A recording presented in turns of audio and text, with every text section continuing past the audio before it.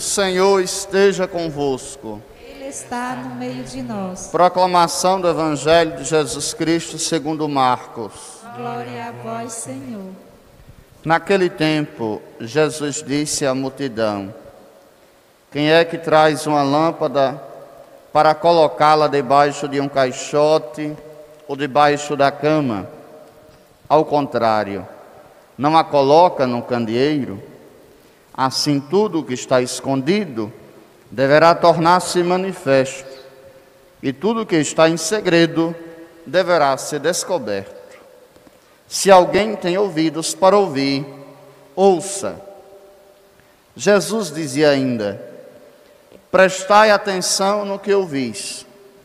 Com a mesma medida com que medirdes, também vós sereis medidos, e vos será dado ainda mais. Ao que tem alguma coisa, será dado ainda mais. Do que não tem, será tirado até mesmo o que ele tem. Palavra da salvação. Glória a vós, Senhor. Meus irmãos e minhas irmãs, caros seguidores, internautas que nos acompanham pelas redes sociais, hoje a igreja celebra a memória de Santo Tomás de Aquino. Não é um santo muito popular do nosso conhecimento, da devoção do povo, mas ele influenciou e ainda hoje influencia o pensamento da igreja e da humanidade. Filho de uma família nobre, na cidade de Aquino. O seu pai pensava para ele que ele também fosse alguém rico, que também participasse da nobreza, já que ele era um conde, mas Tomás decidiu entrar na ordem mendicante, como era chamado na época, de São Domingos, os dominicanos. E lá, influenciado por outro grande santo, Santo Alberto Magno, ele se dedicou aos estudos. A vida inteira se dedicou ao conhecimento da sagrada ciência, da teologia e do estudo da Sagrada Escritura. O pensamento dele influenciou toda uma época. A época medieval é, de certa forma, influenciada pelo pensamento deste homem. Escreveu várias obras, dentre a mais famosa, a Suma Teológica. E ele fez isso para defender a fé dos ataques daqueles que tinham pensamento contrário. Então, o que nós pensamos hoje de sacramentos, de Eucaristia, de igreja, tudo vem do pensamento de Santo Tomás. Às vezes a gente nem sabe, mas a gente repete aquilo que este homem, esta cabeça pensante, pensou. E ele, de certa forma, pegou o pensamento pagão de um filósofo dos mais famosos da história da humanidade, Aristóteles, e o pensamento deste filósofo ele trouxe para a reflexão da fé. E aí ele, de certa forma, cristianizou o pensamento de Aristóteles, para que a igreja respondesse aos questionamentos dos homens e mulheres da época. Depois de ter tanto estudado e escrito, morreu, e a sua obra maior é o seu pensamento. E o tanto que ele ainda hoje nos ajuda a compreender os mistérios de nossa fé. Inclusive, os pensadores não cristãos também tem um grande respeito para com Tomás. Este homem influencia não somente a igreja, mas também os pensadores ateus, pagãos, para que também no pensamento deles eles possam encontrar aquilo que todo ser humano procura para a sua realização, a verdade. E a verdade é o próprio Deus.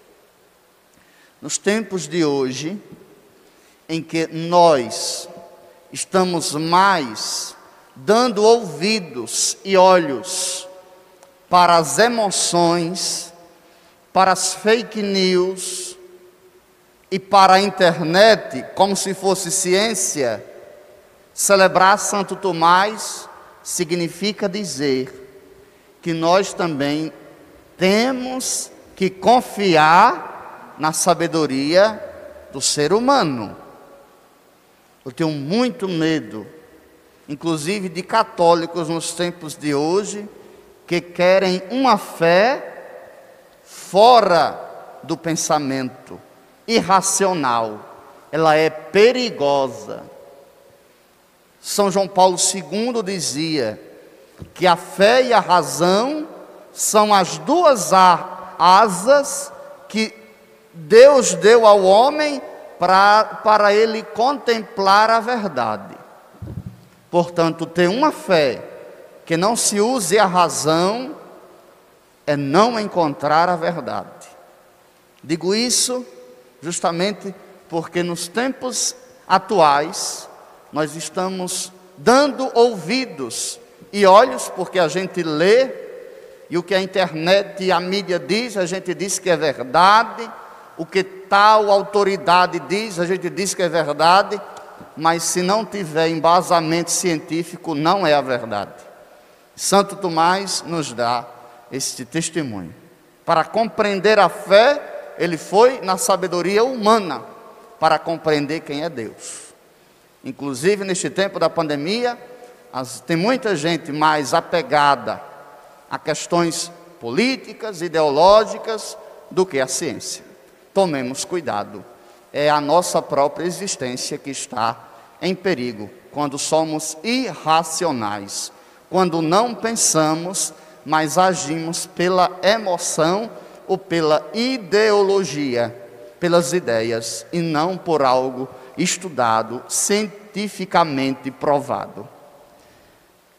Na primeira leitura de hoje, mais uma vez a carta aos Hebreus nos fala do sacerdócio de Cristo. E o sacerdócio de Cristo nos deu uma grande valia de entrarmos no santuário celeste. O que é isto?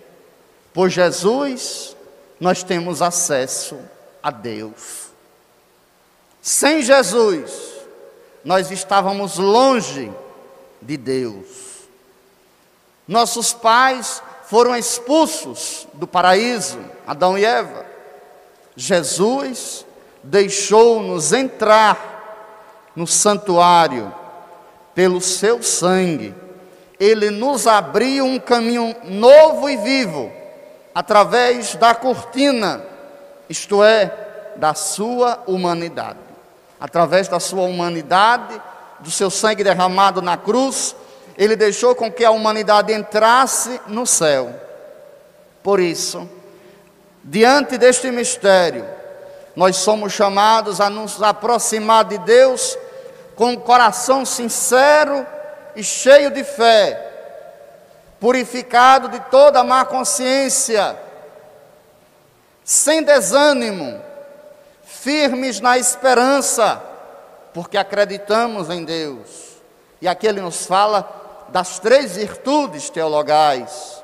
Através de Jesus nós temos acesso a Deus pela fé, fortalecidos pela esperança e chamados a praticar a caridade com o exercício das boas obras. E por fim, a carta aos Hebreus ainda dizia para todos nós, de não abandonarmos as nossas assembleias, isto é, não deixar de celebrar o mistério de Deus. O que nós estamos fazendo agora é uma continuação do Calvário. Jesus continua abrindo-nos o céu a cada Eucaristia que se celebra. Mesmo em tempos de pandemia, e muitos de vocês que nos acompanham de suas casas estão impossibilitados de vir à igreja, não abandonemos as nossas assembleias. Estamos em tempo de calamidade e o próprio Tomás de Aquino dizia que em tempo de calamidade tudo pode, mas faça de sua casa uma igreja e tiremos aquele chavão que vai contra a Sagrada Escritura. Melhor rezar em casa, na igreja eu vou pecar. Os preguiçosos dizem isso. Eu costumo dizer que eu já sei de cor os argumentos irracionais de quem não quer se comprometer com Deus nem com a comunidade. Lá eu vou olhar para a roupa do povo, lá eu vou falar disso e daquele outro assunto. Não abandonemos as nossas assembleias como alguns costumam fazer. Então, muita gente que abandona a igreja não é de hoje, já existiam naquela época. Antes, procuremos animar-nos mutuamente. Quando um se afasta, nós somos chamados a correr atrás. Foi que aconteceu que você abandonou a nossa comunidade, o nosso grupo, porque virá o dia do Senhor. Qual é o dia do Senhor? O dia que Ele voltar para julgar os vivos e os mortos. Temos que estar preparados. A Assembleia, a comunidade nos ajuda a estarmos preparados para o dia do Senhor. Que Deus nos fortaleça e nos ajude a nunca deixarmos de viver em comunidade. Deus me ajude também como padre a nunca abandonar a sua assembleia. Mesmo quando às vezes a gente não se dá bem na comunidade com alguma pessoa, está doente, desanimado, aí que a gente tem que participar. Quando a gente está fraco na fé, aí que a gente tem que participar, porque lá na comunidade que a gente se anima na fé. E meus irmãos, Jesus hoje diz que a sua palavra precisa ser anunciada, não escondida debaixo da cama ou de um caixote. A lâmpada, ela não é colocada debaixo de algo que possa ser escondida, mas é colocada no lugar alto, para que possa iluminar tudo o que está ao redor. A palavra de Deus, nós acabamos de dizer, é uma luz para os nossos passos, é uma lâmpada luzente em nosso caminho.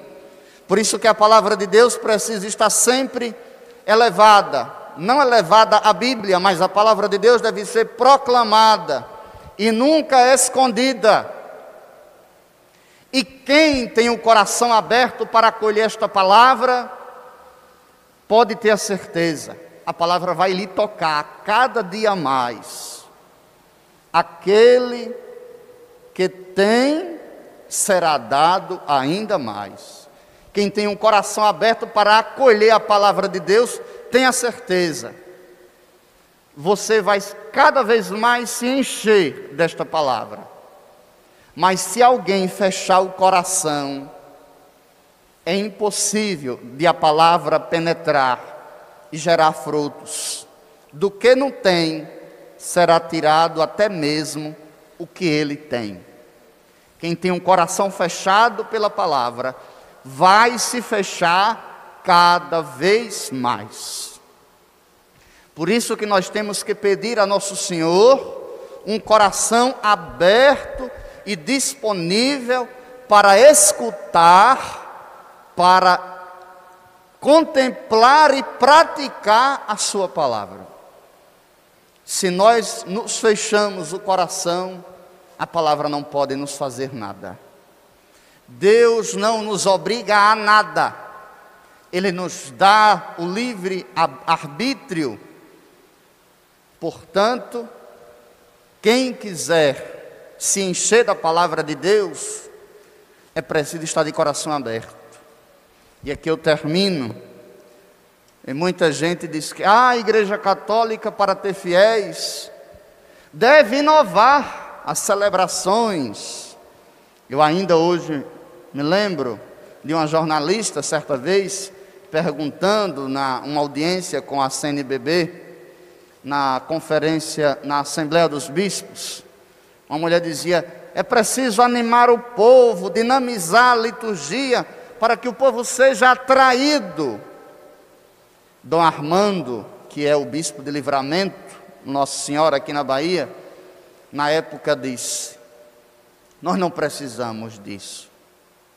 Nós já temos tudo. A liturgia já tem tudo. Quem quiser espetáculo, vá para um circo, um teatro, vá para um cinema. Mas quem quiser escutar e se alimentar de Deus, venha à missa. Muitas vezes as nossas homilias não são lá grande coisa, mas presta atenção no momento em que a palavra é proclamada.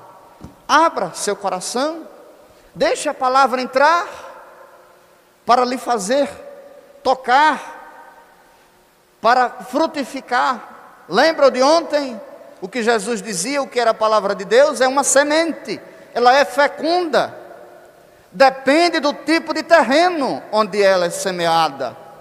Então, se às vezes eu não faço fecundar a palavra de Deus, a culpa não é da palavra, é do meu coração, que é um terreno pedregoso, espinhento ou fechado.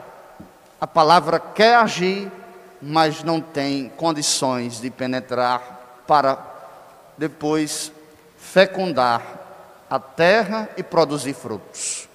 Peçamos a nosso Senhor: meu Deus, dai-me um coração capaz de se deixar tocar pela tua palavra, porque ela é luz para os meus passos. Assim seja. Amém. Amém.